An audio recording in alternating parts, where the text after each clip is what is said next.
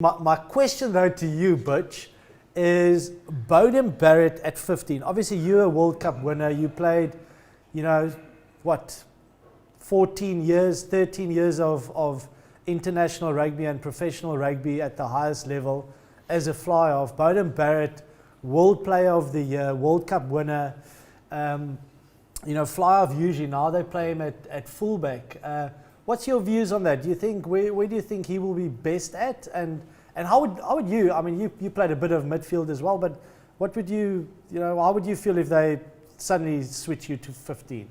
Yeah, I find it very strange that they're playing him at 15, not just for the Blues, but also for the All Blacks. I know Richie Mo'unga has also been brilliant and been playing good rugby, but you would want your best player not to be playing fly-off, but to be getting his hands on the ball as much as he can. And for me, at fullback, he probably gets some good opportunities to counter-attack and so on, and to attack a little bit, but he'll never get as many opportunities as he would as a fly-off. So I find it very strange that they've moved him to fullback, and especially at the Blues. I mean, I know that, Dan Carter's also there now, but they've been battling to find a proper fly-off at the Blues for, I reckon, going on 10 years now, I think, since Carlos Spencer left there. So for me, it would be a no-brainer. He's got to play at 10, especially for the Blues, and for the All Blacks as well. And I mean, I know they've got some brilliant fly-offs around at the moment, but the best rugby player in the world, and you're not really using him in his preferred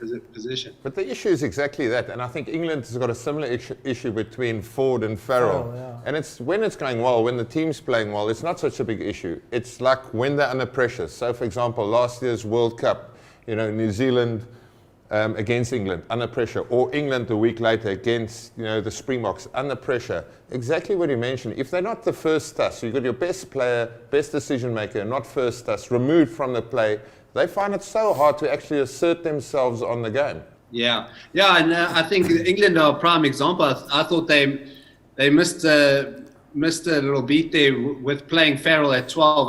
I would have moved them in at 10, especially against us. Moved them to 10. Tuilangi at 12 and Slade at 13. I think that's their best 10, 12, 13 combination.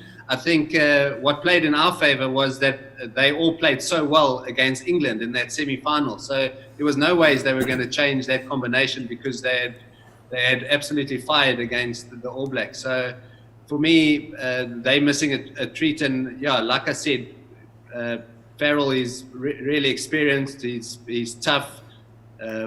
Not taking too much away from Ford. I think he's a decent rugby player, but for me, who would I rather play against? I would rather play against Ford any day of the week.